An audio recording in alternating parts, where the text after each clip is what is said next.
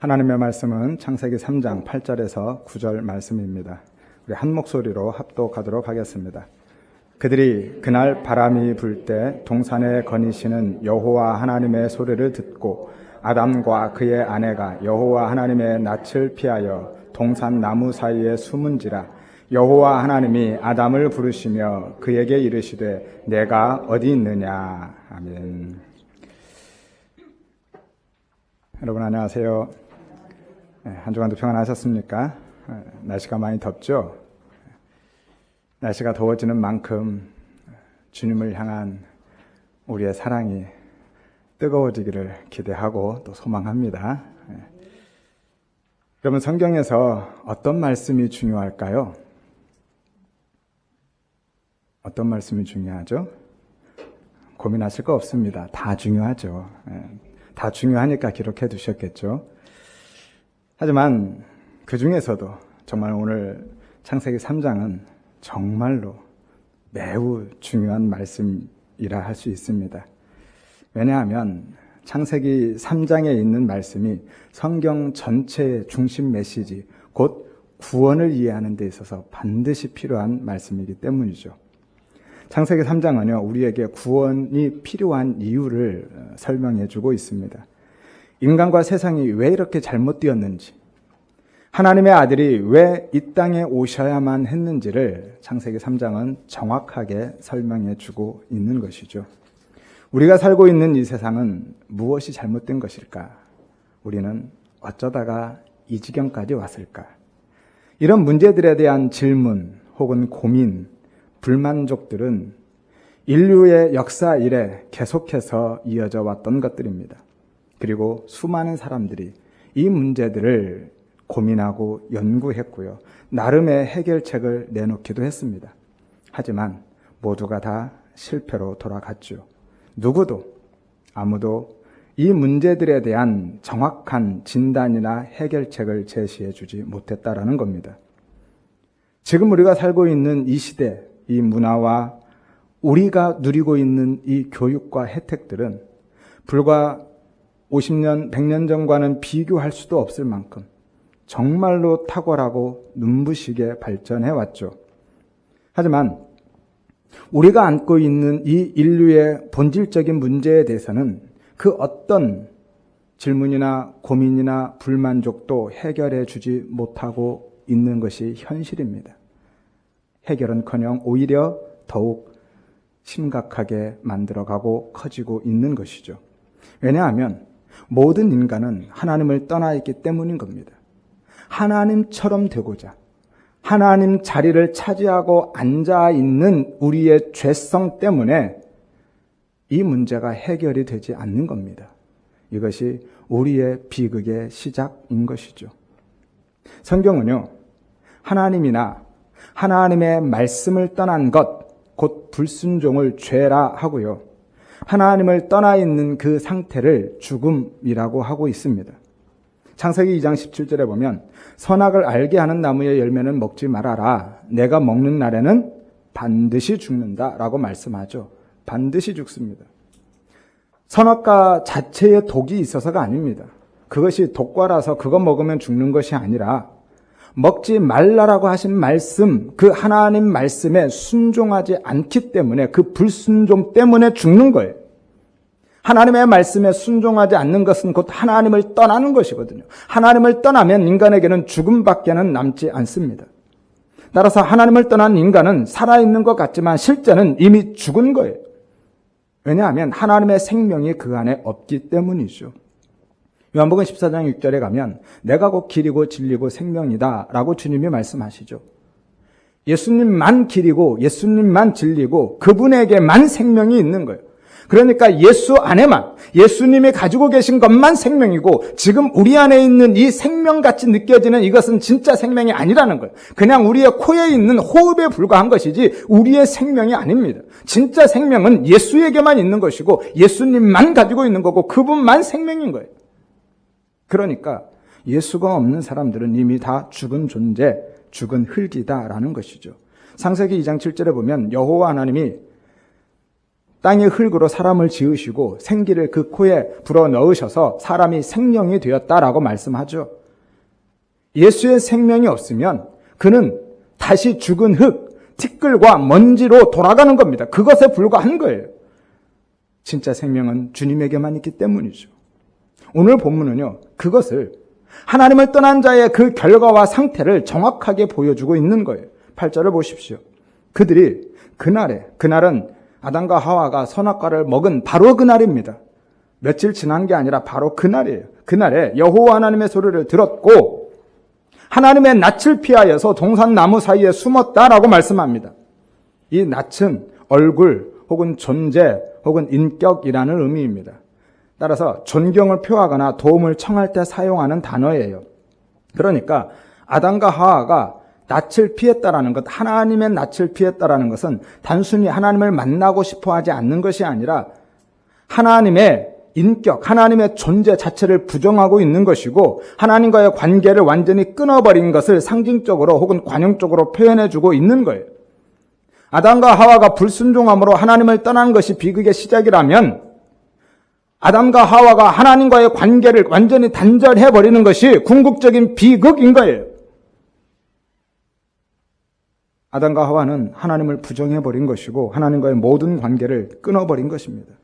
모든 피조물은요, 하나님께서 정하신 자기 자리가 있습니다. 물고기는 물속에서 사는 것이고요, 나무는 땅에서 뿌리를 내리고 사는 것입니다. 모든 천체들은 다 그 자리가 있어요. 그 자리에서 떠나면 죽습니다. 사람도 마찬가지죠. 사람도 하나님이 정해놓으신 자리가 있는데 그 자리는 바로 하나님 안, 하나님 말씀 안이라는 자리예요. 항상 사람은요, 하나님과 밀접한 관계 속에서 하나님과 깊은 교제를 나누면서 살도록 지음 받았어요. 그 자리가 우리의 자리입니다. 그리고 하나님과 밀접한 관계와 그 깊은 교제를 나눈 그것은 하나님 안에서만, 그분의 말씀 안에서만 가능한 거예요. 따라서 그분의 말씀을 떠나면 혹은 하나님을 떠나면 인간은 자기 자리를 떠나게 되는 것이고 그러면 곧 죽는 것입니다. 하지만 아담과 하와가 불순종함으로써 하나님을, 그분의 말씀을 떠나버렸고 하나님의 얼굴을 피해서 숨어버림으로써 모든 관계가 깨어져 버리고 그로 인해서 이 땅에 저주가 들어온 것입니다. 여자는 임신과 출산의 고통을 겪게 되었고 남자는 수고와 땀을 흘려야만 먹고 살 수 있게 되었습니다. 그리고 온갖 질병과 사망이 이 땅에 들어오게 된 것이죠. 따라서 지금 이 세상에 있는 모든 문제의 원인은요, 인간의 삶이 고해와 같은 궁극적인 이유는 하나님과의 관계가 깨어졌기 때문입니다.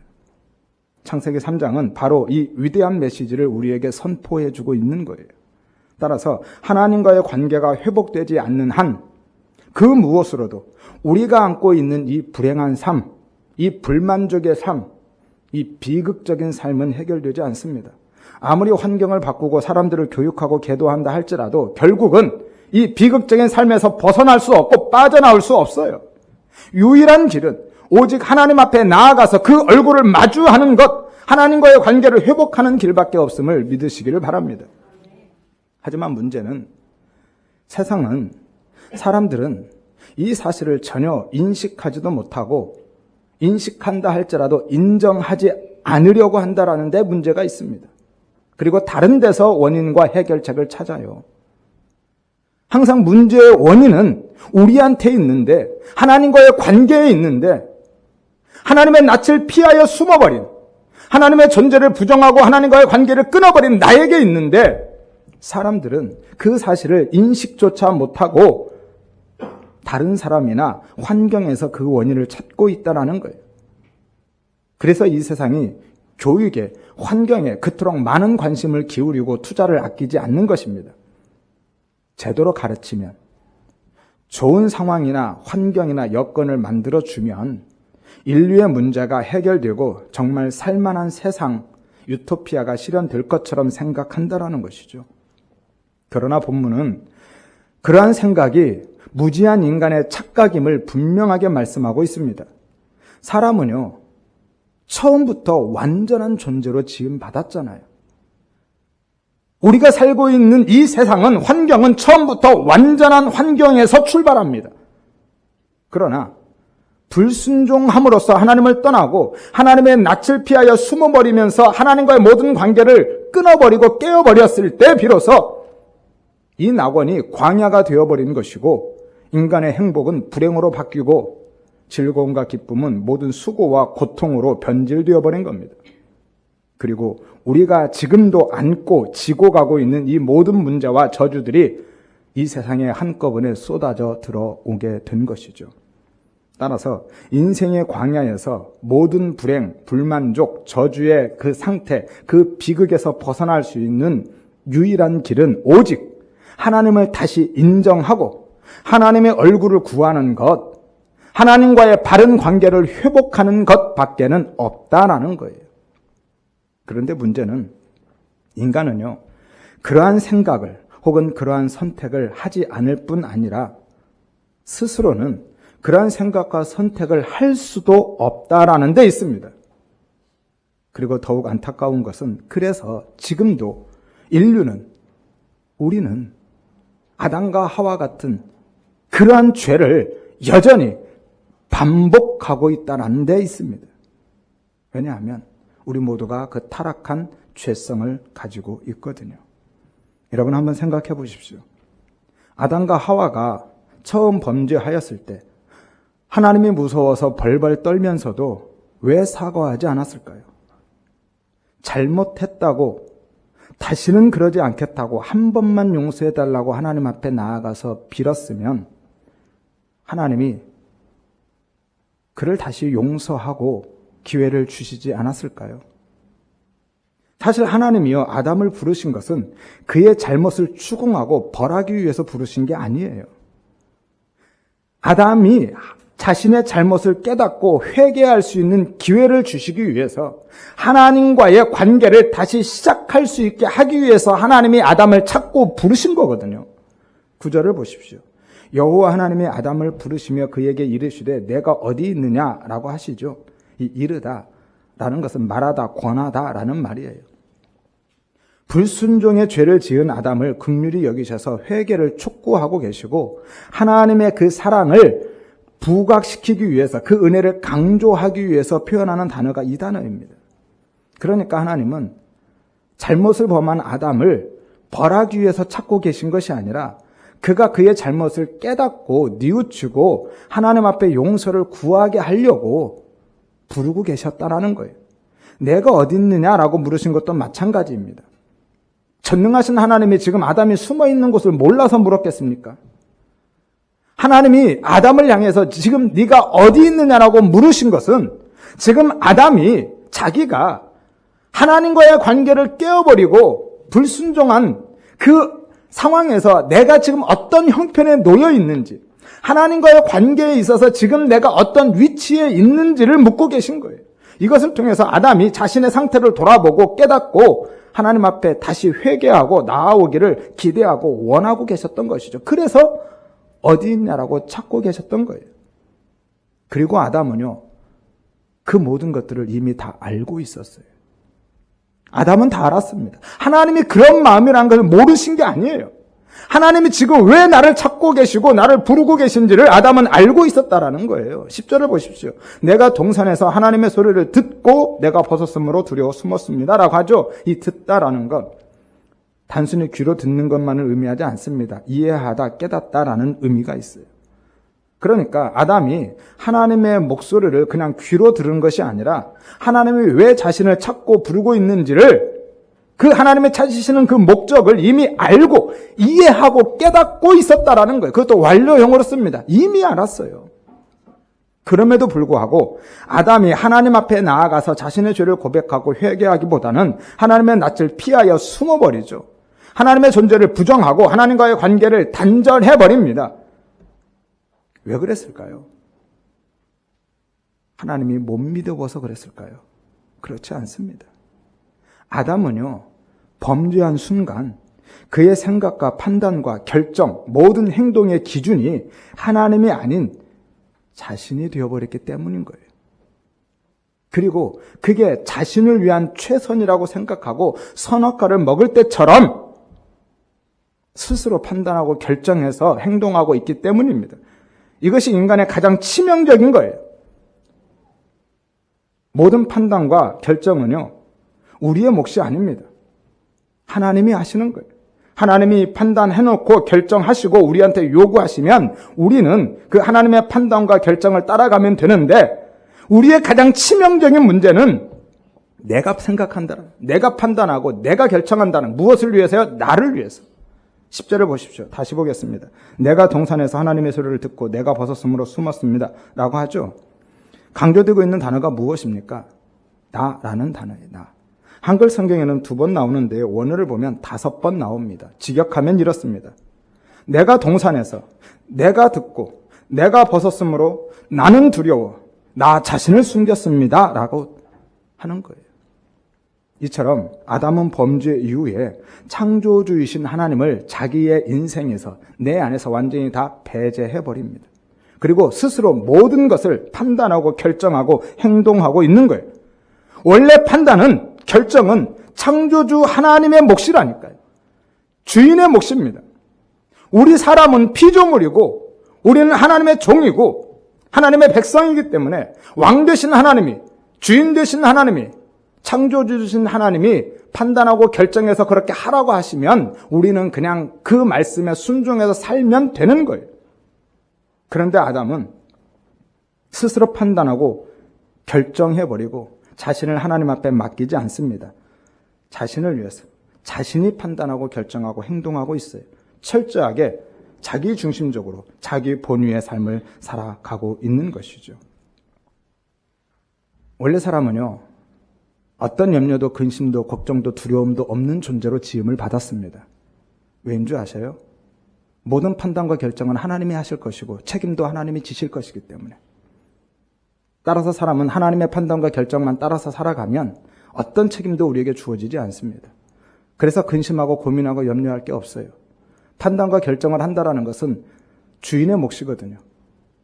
근데 우리가 그 하나님의 자리를 차지하고 앉아서 주인의 자리를 차지하고 스스로 왕이 되어버려서 판단하고 결정하기 때문에 우리가 염려와 근심, 걱정과 두려움이 생기게 되는 것이죠.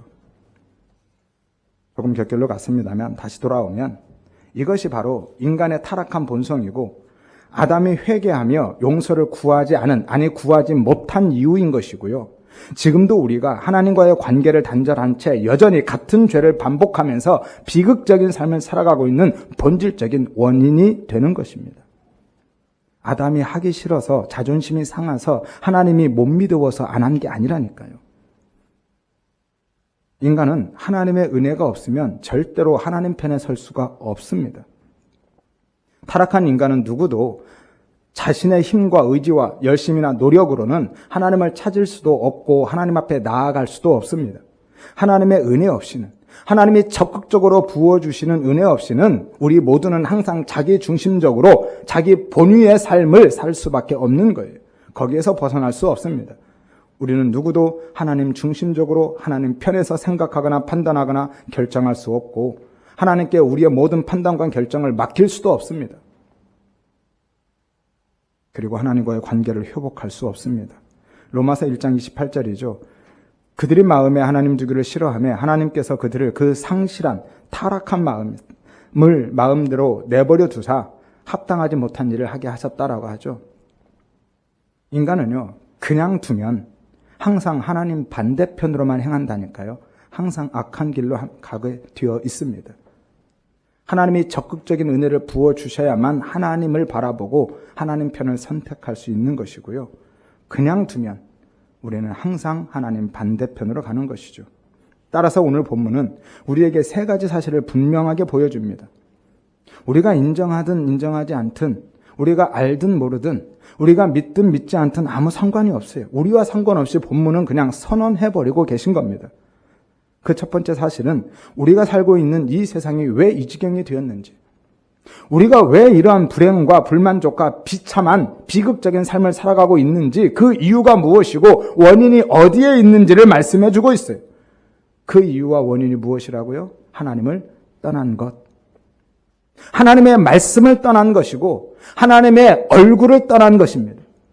그것이 우리의 인생의 비극적인 삶의 근본적인 이유와 원인이라는 것이죠. 하나님 앞에 불순종하고 하나님과의 관계를 단절하고 살아가는 것이 우리의 인생이 그렇게 힘들고 고통스럽고 비참한 이유와 원인이라는 것이죠. 두 번째 사실은요, 그것 때문에 이 세상의 모든 문제를 해결하고 우리의 불행하고 비극적인 삶에서 벗어날 수 있는 길이 없다라는 거예요. 우리 스스로는 불가능합니다. 우리의 문제, 우리의 어려움들, 이 고통, 비극에서 벗어날 수 있는 길은 오직 예수 그리스도, 하나님이 보내신 하나님의 은혜, 거기에만 있다라는 거예요. 그것을 보여주고 있습니다. 사람을 바르게 교육하거나 환경을 좋게 바꾸어 가는 데 있지 않습니다. 하나님의 낯을 피하여 숨지 않고 하나님 앞에 나아가서 하나님의 은혜를 구하는 것, 올바른 관계를 회복하는 것, 거기에만 길이 있고 답이 있다라는 것이죠. 그래서 세 번째 사실이 바로 하나님과의 관계를 회복하는 데 있어서는 우리의 의지, 열심이 아니라, 노력이 아니라 하나님의 일방적으로 부어주시는 그 은혜가 필요하다라는 것을 보여주고 있는 거예요. 우리는 불가능합니다. 타락한 인간은요, 무력한 거예요. 아담처럼. 스스로는 하나님 앞에 나아갈 수도 없고 하나님 앞에 은혜를 구할 수도 없습니다. 용서를 구할 수도 없어요. 그래서 하나님이 그 은혜 안에서 예수 그리스도를 우리에게 보내주신 것이고 이것을 통해서 하나님과의 관계를 회복할 수 있게 하신 거예요. 예수님이 이 세상에 온 인류에 바로 우리의 비극을 끝낼 수 있는 유일한 분으로 오셨음을 믿으시기를 바랍니다. 따라서 우리에게 가장 시급한 일은 그 은혜를 구하고 그 은혜 앞에 나아가서 엎드리는 것 뿐입니다. 인간의 가장 큰 비극이 무엇인지 아십니까? 전쟁이나 가난이나 질병이 아니에요. 인간의 가장 큰 비극, 궁극적인 비극은 바로 하나님 없이도 살 수 있다라고 생각하는 데 있습니다. 그래서 하나님 앞에 나아가지 않고 그분의 낯을 피해서 숨어버리고 도망치고 예수 그리스도를 받아들이지 않고 부인하고 외면하면서 살아가게 되는 거예요. 하나님 없이도 살 수 있다라고 생각하기 때문에. 예수님이 우리의 비극을 끝낼 수 있는, 우리의 죄를 사하시고 구원하실 수 있는 유일한 분이신데 하나님이 그 은혜를 베푸시고 우리를 천국으로 영생으로 인도할 수 있는 유일한 분이신데 우리는 인정하지 않고 믿으려 하지 않고 그분의 낯을 피해서 숨고 도망치고 그분이 보내신 예수 그리스도를 외면하고 부인하며 살아간다라는 거예요. 다른 길은 없습니다. 예수 그리스도를 받아들이고 믿고 하나님의 은혜 앞에 나아가서 엎드리는 것 외에는 길이 없어요. 우리가 인정하든 인정하지 않든 상관이 없다라니까 이미 결정되어 버린 겁니다. 우리의 믿음과는 상관이 없습니다. 마치 수학의 공리처럼 이미 결정된 거예요. 사람은 하나님 없이는 살아갈 수 없는 존재라니까요. 따라서 우리에게 가장 중요한 일은 하나님 앞에 나아가서 그 은혜 앞에 엎드리는 것이고 그 은혜의 선물인 예수를 찾고 그 예수를 구하고 그 예수를 믿는 것뿐입니다. 그래서 오직 예수만 바라보고 예수만 사랑하고 예수로만 기뻐하고 만족하면서 예수 때문에 행복해하고 예수 때문에 살아가는 것, 그것이 우리 인생에 있어서 가장 중요한 일이다라는 거예요. 이것이 바로 기독교 신앙의 본질인 겁니다. 하나님의 은혜가 부어지면, 그래서 예수를 믿고 그 나라가 우리 안에 임하게 되면 내 안에 있는, 내가 안고 있는 이 현실적인 문제가 해결되어지고 내가 하고 싶어하는 일이, 내가 되고 싶어하는 일이, 내가 갖고 싶어하는 것들이, 내가 소원하는 그 모든 것들이 내게 주어지는 것이 아닙니다. 하나님의 은혜가 내게 부어지고 내가 예수를 믿고 그 나라가 내 안에 임하면 내 소원이 성취되는 것이 아니라 오히려 나는 없어지는 것이고요. 내 안에 예수만 남게 되는 것입니다. 이것을 자기 부인이다라고 하는 거예요. 성경은요, 예수 믿으면 현실적인 문제가 해결되고 원하는 것을 다 이룰 수 있다라고 약속하지 않습니다. 한마디로 예수 믿으면 복 받는다, 그런 얘기는 성경에서 단 한 구절도 없다라니까요. 성경이 말하는 복은 오직 예수밖에 없어요. 예수만 보아이고 예수만 참 복이심을 믿으시기를 바랍니다. 구약에서 물질적인 복을 주신 이유는 참 복이 무엇인지를, 그리고 그 복이 얼마나 풍성한지를 알게 하기 위해서 참 복 되신 예수 그리스도에 대한 모형으로, 그림자로 주신 것뿐이에요. 그래서 신약에서는 그런 복을 이야기하지 않습니다. 왜냐하면 진짜 복이 오셨기 때문에 더 이상 다른 복은 없어요. 성경은 오히려 정반대의 이야기를 합니다. 예수 믿으면, 예수 제대로 믿으면 오히려 미움과 박해와 고난을 받게 될 것이다 라고 말이에요. 요한복음 15장 19절에서 20절에 너희는 세상에 속한 자가 아니라 세상이 너희를 미워할 것이고 나를 박해하였으니 너희도 박해할 것이다 라고 말씀하잖아요. 하지만 진짜 예수를 믿고 그분이 내 보화로 발견되어지면 하나님의 나라가 내 안에 이루어지고 그 소망으로 우리가 살아가게 되면 현실적인 문제들이 그대로 있다 할지라도 그 문제들은 하나도 중요해지지 않습니다. 아무 상관이 없어져요. 전혀 문제가 되지 않습니다. 왠지 아세요? 진짜 문제는 따로 있거든요. 그리고 예수 안에서 그 문제가 해결되었기 때문에 내가 지금 안고 있는 현실적인 문제는 아무것도 아닌 것이 되어버리는 거예요. 다음 주에 그 부분은 조금 더 나누겠습니다만은 고린도후서 6장 8절에서 10절에 보면 우리는 속이는 자 같으나 참되고 무명하는 자 같으나 유명한 자요 죽이는 자 같으나 살아있고 징계를 받는 자 같으나 죽임을 당하지 아니하고 근심하는 자 같으나 항상 기뻐하고 가난한 자 같으나 많은 사람을 부요하게 아무것도 없는 자 같으나 모든 것을 가진 자다라고 말씀하죠. 왜냐하면 내가 믿는 예수님이 가장 큰 보화가 되시기 때문인 거예요. 하나님의 나라에 대한 소망이 가장 큰 가치가 되기 때문입니다. 예수를 믿어도 고린도후서 6장 8절에서 10절 말씀처럼 여전히 무명한 자로, 여전히 죽은 자처럼, 여전히 징계받는 자처럼, 근심하고 가난하고 아무것도 없는 자처럼 살아갈 수 있다니까. 이게 우리의 현실인 겁니다. 하지만 그분이 내게 보화가 되고 그분이 내게 보기로 가장 큰 가치로 발견되어져 버리면 그런 모든 것들은 내 안에서 다 밀려져 나가는 거예요. 세상의 모든 건 물질적이고 육신적인 그러한 모든 가치들은 내 안에서 자연스럽게 빠져나가고 아무 가치가 없어지는 겁니다. 마치 어린 시절의 사탕과 같은 거예요. 어릴 때는 그 사탕 하나에 목숨 걸고 빼앗기지 않으려고 발버둥 치지만 돈의 가치를 알면 그 5만 원짜리 한 장만 줘도 얼마든지 내어줍니다. 아무것도 아닌 거예요. 새로운 가치를 알았거든요. 어린 시절 우리가 가지고 놀던 구슬과 딱지와도 같습니다. 정말 보물처럼 여기고 보물단지처럼 끌어안고 살았는데요. 어른이 되어서 새로운 가치들을 알아가니까 그 모든 것들이 다 어디에 가 있습니까? 이미 다 쓰레기통에 들어가 있잖아요. 빌립보서 3장 7절에서 9절의 바울의 고백입니다. 무엇이든지 내게 유익하던 것을 내가 그리스도를 위하여 다 해로 여김은 예수를 아는 지식이 가장 고상하기 때문이다. 내가 그를 위하여 모든 것을 잃어버리고 배설물로 여겼다라고 고백하죠. 이 고상하다라는 것은요, 솟아오르다, 뛰어나다라는 의미예요. 모든 것 위에 존재하는 가장 궁극적인 가치를 의미하고 있습니다. 잃어버린다라는 것은 손익계산서상의 손해를 가리키는 상업적인 용어입니다. 그러니까 모든 그의 기득권, 특권들을 다 내려놓았다라는 거예요. 현실적으로 큰 손해를 보고 있다라는 거예요. 배설물처럼 여겼다. 이 배설물은 원래 개에게 던져지는 것이라는 의미로 인분이나 음식물 찌꺼기들을 이야기하고 있습니다. 거기에는 어떤 가치도 두지 않고 있다라는 것을 강조하는 것이죠.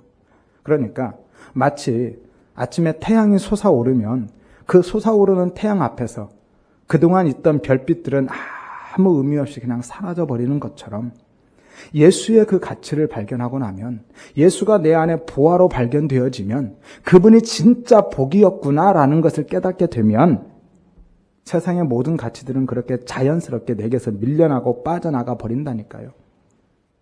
이 컵에 공기가 들어있지만 물이 부어지면 물이 부어지는 만큼 공기는 그냥 자연스럽게 밀려져 나가고 빠져나가듯이 내 안에 예수가 들어오고 그 예수로 차게 되면 예수가 내 안에 차는 만큼 세상의 모든 물질적인 육신적인 가치들은 자연스럽게 다 밀려나가고 빠져나가 버립니다. 아깝지 않아요. 전혀 거기에 대해서 개의치 않습니다. 아무 상관이 없어지는 거예요. 그리고 그렇다 할지라도, 그렇게 현실적인 것들이 해결되지 않는다 할지라도, 그 모든 것들을 바울처럼 다 잃어버린다 할지라도 오히려 그 마음과 삶은요, 결코 나약하거나 불행하거나 고통스럽거나 비참해지지 않고 오히려 더 파워풀해진다니까요. 이것이 그리스도인의 능력인 거예요. 고린도후서 4장 7절에서 10절 말씀입니다. 우리가 사방으로 우겨쌈을 당하여도 우리는 쌓이지 않는다.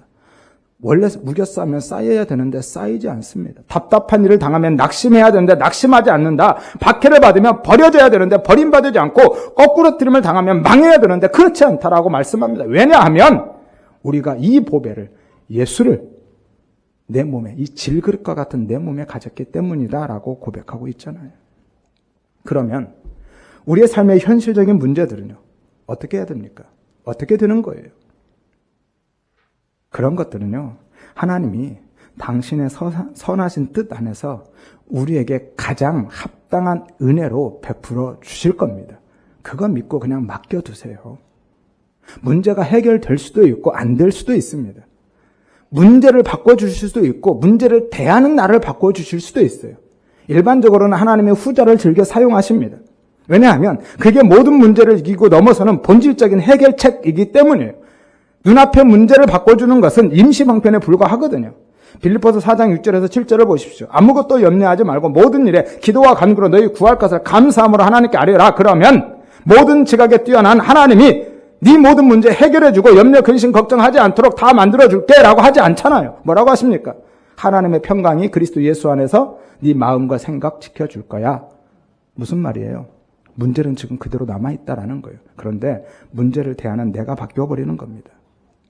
따라서 우리는 은혜를 구하면서 하나님을 믿고 맡기면 되는 겁니다. 여러분 정말 하나님이 살아계심을 믿으십니까? 그 하나님이 우리의 선하신 아버지 되심을 믿으십니까? 그러면 그 믿음으로 그냥 맡겨드리십시오. 하나님의 모든 판단과 결정을 믿어보십시오. 하나님이 판단하시고 결정하시는 것은 결국은 우리에게 그것이 가장 유익하기 때문인 거예요. 그것을 위해서 판단하고 결정하십니다. 누구도 어떤 부모도 자식에게 해로운 것을 판단하거나 결정하지 않아요. 하나님은 우리에게 유익하기 때문에 그렇게 판단하고 결정하시는 겁니다.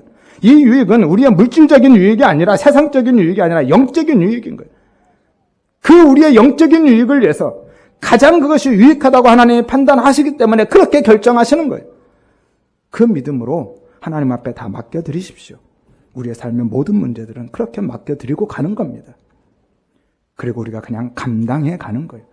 감당할 수 있는 은혜도 하나님이 주시거든요. 고린도전서 10장 13절에서 14절 말씀입니다. 시험은 항상 있다라고 말씀하셔요. 그런데 그 시험 당할 때 너 혼자 해라고 하지 않고 피할 길을 만들어 주신다라고 하시죠. 이 피할 길은 우리가 그런 시험들을 모면하고 외면하고 빠져나갈 수 있는 그런 길이 아니라 원래 의미가 출구라는 의미예요. 그 시험을 뚫고 나아갈 수 있는 길을 하나님이 내신다, 만드신다라고 하시는 거거든요. 그래서 어떻게 하신다고요? 감당하게 하신다. 이 감당이라는 단어도 참 재미있는 단어입니다. 그냥 가볍게 우리가 가는 것을 감당이라고 하지 않습니다. 원래 의미가 맨 바닥에서, 밑바닥에서 버티고 견디는 것을 의미하는 게 이 단어예요. 이 고린도전서 10장의 배경이 광야의 배경이거든요. 하나님께서 이스라엘 백성들을 그렇게 이끌어 가셨습니다. 애굽에서 끌어내실 때 어떻게 내셨어요? 하나님이 없는 길을 만드셨어요. 10가지 재앙을 통해서 길을 열어버리셨습니다. 홍해 앞에 딱 맞닥뜨렸을 때 길이 없었죠. 하나님의 길을 열어주셨기 때문에 그들이 걷는 거예요. 광야에서는요, 목숨이 100개라도 살아남을 수 없습니다. 하나님이 길을 만들어 가셨어요. 요단강에서도 마찬가지죠. 하나님이 길을 만드셨죠. 가나안에 들어갈 때도 역시 그렇습니다. 하나님은 계속해서 그렇게 길을 만들어 가셨거든요. 그런데 이스라엘 백성들은 그 은혜를 입으면서도 그들의 삶이 평안하고 우리의 개념에 편안함은 없었습니다. 얼마나 힘들었겠어요. 그렇게 그들은 한마디로 극단적인 표현으로 죽지 못해 살 만큼 버틴 거예요. 그게 40년의 세월이었습니다. 그럼에도 불구하고 감당할 수 있다라는 거예요. 하나님은 그렇게 감당할 수 있도록 길을 만들어 가신다라고 약속해 주고 있잖아요. 그리고 나서 딱 한 가지 말씀합니다. 딱 한 가지 요구해요. 야, 내가 길을 만들 테니까, 그래서 네가 나아갈 수 있도록 해줄 테니까 너는 이것만 지켜라고 하시는 게 바로 14절 말씀이에요. 내 사랑하는 자들아, 우상 숭배하는 일을 피하라라는 거예요. 왜? 광야에서 그들이 그랬거든요. 이 우상 숭배가 뭡니까? 하나님을 등지고 자기만 바라보는 것이 우상 숭배인 거예요. 한마디로 자기 숭배인 겁니다.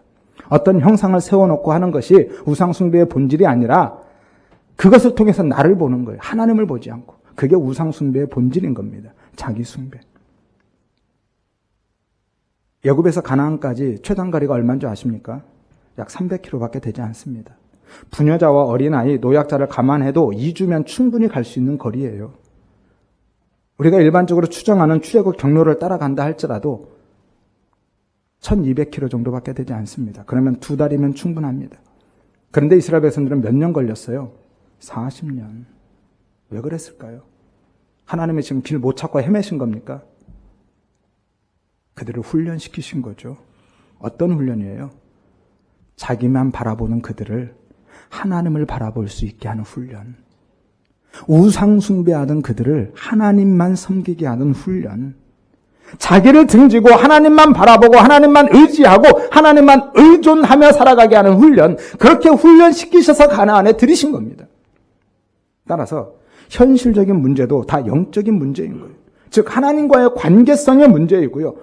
하나님을 찾고 하나님의 은혜를 구하면 하나님만 의존해서 살아가면 되는 겁니다. 그러면 그 문제가 끝나는 거예요. 우리의 영적인 유익을 위해서 하나님이 그렇게 판단하시고 그렇게 결정하시고 그 자리로 우리를 끌고 가신다니까요. 이런 부분들은 다음 주와 그 다음 주에 조금 더 구체적으로 나누도록 하겠습니다. 시편 119편 71절에 보면 고난당한 것이 내게 유익이다. 이로 말미암아 내가 주의 윤례를 배우게 되었다라고 말씀하죠. 하나님이 적극적인 은혜를 부어서 그런 고난을 막아주실 수도 있는데 그렇게 하지 않는 것은 그게 우리에게 유익하니까, 영적으로 그게 유익하니까 그렇게 하시는 거예요. 여러분 하나님의 선하심을, 하나님의 살아계심을 믿으신다면 그 하나님의 판단과 결정을 신뢰하시고 맡기고 그냥 감당해 가십시오. 우리의 현실적인 문제는 피하고 외면하면서 가는 것이 아니라 감당하면서 가는 거예요. 그 은혜를 구하면서 감당해 가는 겁니다. 따라서 이스라엘 백성들처럼 하나님을 부르면서도 자신을 섬기는 우상 숭배자가 되지 않기를 바랍니다. 이것은 종교인 거예요. 우리의 신앙의 본질은요, 하나님을 이용해서 하나님의 힘과 능력을 이용해서 내 소원을 성취하는 게 아니라니까요. 그것은 그냥 종교라니까요. 우리의 신앙의 본질은 내 모든 것, 내게 주어지는 내가 가지고 있는 내 소유나 능력이나 시간 모든 것을 통해서 오히려 내 소원이 아닌 하나님의 소원, 하나님의 뜻, 하나님의 영광을 이루는 것이 우리의 신앙의 본질인 겁니다. 이것이 자기 부인이라니까요. 마태복음 16장 24절에 누구든지 나를 따라오려거든 자기를 부인하고 자기 십자가를 지고 나를 따르라라고 말씀하잖아요. 그런데 우리는요, 자기를 부인하기는커녕 자기를 오히려 더 견고하게 하려고 하잖아요. 그러면서 제자가 되겠다고요. 그러면서 예수 믿는다고요. 여러분, 내가 부인되지 않으면 우리는 누구도 십자가를 지고 주님을 따라갈 수 없습니다. 불교에 반야심경이 있죠. 색불이공, 공불이색, 색즉시공, 공즉시색이라는 말이 있습니다. 석가의 가르침인데요. 불교의 핵심 철학이고 교리이죠. 뜻은 이렇습니다. 색이 공과 다르지 않고 공이 색과 다르지 않으며 색이 곧 공이고 공이 곧 색이다 라는 거예요. 이 색은 물질 혹은 물질로 이루어진 몸이나 세상을 의미하고 있고요. 공은 실제 세계가 아닌 허상을 의미하고 있습니다. 그러니까 이 이야기는, 불교는요, 물질이나 물질적인 세상에 집착하지 않고 무소유와 완전한 해탈을 추구해 가는 것이라는 거예요. 그런데 지금의 불교는 어떻습니까? 이 색을, 이 물질을 위해서 공들이고 치성들이며 살아가고 있지 않나요? 자기 소원을 위해서 손이 바리도록 빌고 있지는 않느냐라는 거예요. 그러니까 불교는 이미 없는 겁니다. 진짜 불교는 없어요. 완전히 망했습니다. 완전히 종교로 전락해버린 거예요. 그러면 기독교는요? 기독교의 핵심 교리는 무엇입니까? 여러분 잘 아시죠? 소요일의 문답 제1문 무엇이에요? 사람의 제일 되는 목적은 무엇입니까? 답이 뭐죠? 아시는 분 한 번만 대답해 보세요. 답. 사람의 제일 되는 목적에 대한 답이 뭐예요? 하나님을 영화롭게 하는 것과 그분을 영원토록 즐거워하는 것. 그게 답이잖아요. 이게 우리 기독교의 핵심인 거예요. 고린도전서 10장 31절에 그런즉 너희가 먹든지 마시든지 무엇을 하든지 다 하나님의 영광을 위해서 해라. 고린도전서 6장 19절에서 20절 너희는 너희 자신의 것이 아니다. 값으로 산 것이 되었다. 무슨 값이요? 예수 그리스도의 피값으로. 내가 샀다라는 거. 하나님이 사셨습니다. 그러니까 네 몸 네 거 아니야. 네 인생 네 거 아니야 라고 하시는 거예요. 내가 샀다. 내가 내 아들 생명으로 너 샀다라고 하시는 거예요. 그러니까 내 영광 위해서 살아라 라고 하시잖아요. 시편 73편 25절에 하늘에서는 주 외에 누가 내게 있습니까? 땅에서는 주밖에 내가 사모할 리 없습니다. 주님만 내 기쁨이고 주님만 내 즐거움이다 라고 고백하고 있잖아요. 이게 우리 기독교 신앙의 핵심이라니까요. 그러면 한번 돌아보십시오. 진지하게 고민해 보십시오. 정말 내가 하나님의 영광을 위해 사는지, 아니면 내 영광을 위해 사는지. 우리의 기도 내용을 한번 가만히 들여다보십시오. 하나님의 영광을 구하고 있는지, 아니면 내 영광을 위해서 하나님의 힘과 능력만 구하고 있는지. 정말 하나님을, 예수님을 기뻐하고 즐거워하고 사모하고 있는지, 아니면 내 가치와 인기와 평판을 챙기는 것을 더 좋아하고 세상의 명예와 돈과 권력을, 성공을 더 기뻐하고 즐거워하고 있지는 않는지 정직하게 들여다보시기를 바랍니다. 그래서 우리가 가난하고 병들면 낙심되고 내 뜻대로 안 되면 조급해하고 시험과 고난과 환난을 당하면 하나님을 원망하거나 심지어는 하나님을 부인하고 있지는 않는지. 예수 믿어도 소용없더라. 그렇다면 정말 내가 예수 믿는 사람이 맞습니까? 내 안에 예수가 있는 게 맞아요. 내 안에 예수가 있는 게 아니라 나로 가득하지는 않는가요? 예수님의 이름을 열심히 부르고 있지만 나를 위한 예수만 찾고 있지는 않느냐라는 겁니다. 이것이 대부분 우리의 모습이죠. 분이엘에서 야곱이 하나님을 만나기 전에 모습과 동일합니다. 다음 주에 나누겠지만 분이엘에서 야곱이 하나님을 만나기 전에 그랬거든요. 그러니까 오늘 우리의 모습이 그렇다면 둘 중에 하나입니다. 아직 예수를 믿지 않든지 야곱처럼 나만 믿고 있든지, 아니면 예수를 믿는데 정말 어린아이 같은지, 그래서 내 생각만 고집하고 나를 위하는 것만 챙기고 있는 거죠. 둘 중에 하나입니다. 그런데 이것은 기독교가 아니에요. 자기 소원이나 비는, 그런 기독교는 성경에 없습니다. 그건 그냥 종교라고 하는 거라니까요. 부르는 이름만 다르죠. 내 소원 이루겠다라고 만약에 혹시라도 이 자리에 앉아 계시다면 번지수 잘못 찾으신 겁니다. 그것은 꼭 교회에 오지 않아도 모든 종교에서 그 일을 하고 있거든요. 그것을 위해서 그렇게 기도하고 있거든요. 그런 기독교는 없다니까요. 계시록 3장 20절에 보면 볼지어다 내가 문 밖에 서서 두드리노니 누구든 내 음성을 듣고 문을 열면 내가 그에게로 들어가 그로 더불어 먹고 그는 나로 더불어 먹으리라 라고 말씀하죠. 그런데 이 말씀을 예수님이 누구에게 했는지를 돌아봐야 돼요. 누구에게 했습니까? 라오디게아 교회. 여기서 우리는 심각해져야만 합니다. 예수님이 지금 어디 계셔요? 초대교회에서 문 밖에 계셔요. 문 안에서는 뭐 했겠습니까? 예배드렸죠. 누구 이름으로요? 예수 이름으로 예수님 부르면서 기도하면서 찬양하면서 예배드렸겠죠. 그런데 주님은 어디에 계셔요? 문 밖에 있다니까요. 여러분, 그래서 오늘날 예수가 없는 교회, 예수가 없는 목사, 예수가 없는 성도, 아니 교인, 종교인들이 많다고 하는 겁니다. 지금 다른 교회를 판단하거나 비난하거나 정죄하자는 게 아닙니다. 우리 자신을 진지하게 돌아보자라는 거예요. 나를 보자라는 겁니다.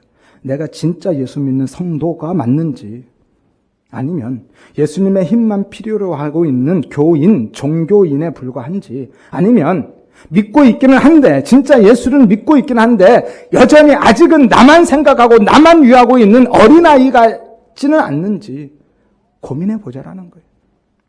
성경이 증언하는 진짜 기독교는요, 자기를 부인하고 세상의 미움과 박해를 받으면서 날마다 예수 그리스도의 죽음, 그 십자가를 지고 한 발 한 발 하나님을 향해서 걸어가는 것, 그것이 성경에서 증언하는 기독교의 모습입니다. 그리고 하나님은 거기에서 영광 받으셔요.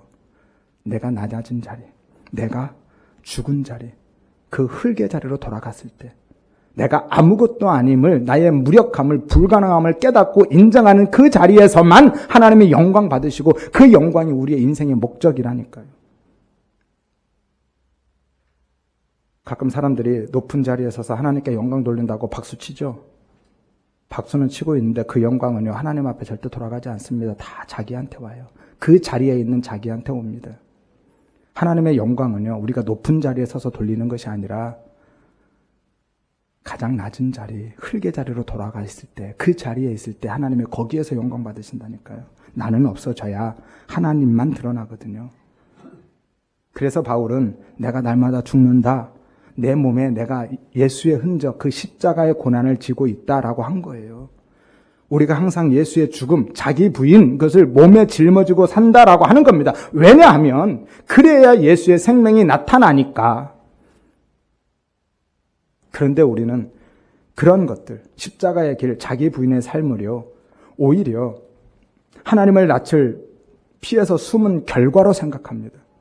그래서 반드시 해결해야만 하는 문제처럼 벗어나야만 하는 시험거리처럼 여기면서 이 세상의 삶을 더욱 풍요롭게 하기 위해서만 하나님을 찾고 예수의 이름을 부르면서 살아가고 있다는 거예요. 그래서 더 안타깝고 답답하고 마음이 아픈 겁니다.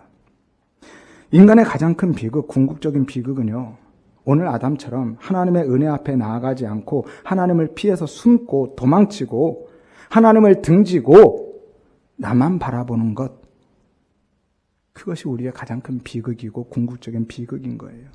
모든 것을 나를 위해서 내가 판단하고 결정하고 행동하는 것, 이것이 가장 큰 비극입니다. 이것을 종교라고 한다니까요. 그런데 오늘날의 기독교가 종교화되고 있어요.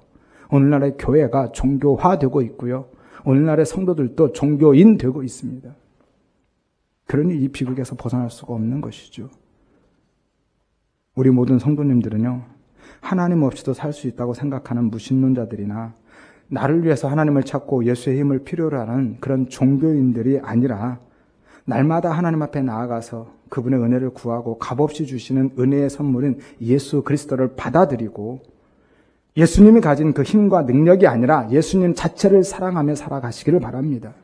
하여서 오직 예수님만 바라보고 기뻐하고 예수로만 만족하고 행복해하면서 자기를 부인하고 예수와 함께 예수의 길로 행하고 오직 예수로 살아가는 진짜 믿음의 삶, 가장 행복한 성도의 삶을 살아가시기를 주의 이름으로 축원드립니다.